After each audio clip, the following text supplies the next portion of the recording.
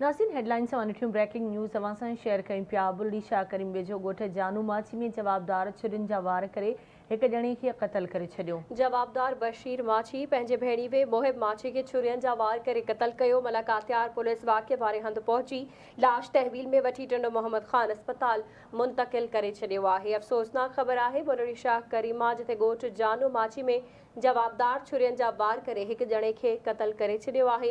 जवाबदार बशीर माची पंहिंजे भेणी वे मोहिब माची खे छुरियुनि जा वार करे क़तल कयो। तफ़सील मालूम कंदासीं आवाज़ न्यूज़ जे रिपोर्टर अली हसन रिंद खान। जी अली हसन, कहिड़ा तफ़सील आहिनि वाक़े जे हवाले सां आगाह कजो।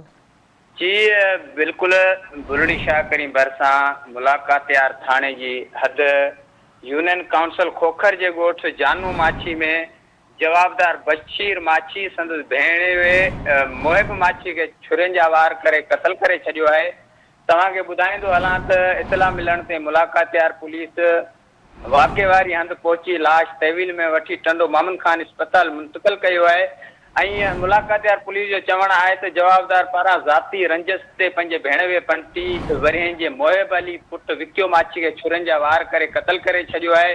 ऐं तव्हांखे इहो ॿुधाईंदो हलां त वाक़े जो अञा ताईं केस दाख़िल न थी सघियो आहे। पुलिस मूजिबि जेको ज़ाती रंजिश ॿुधाई पई वञे पर असल कारण जेको आहे अञा ताईं मालूम न आहे थी सघियो।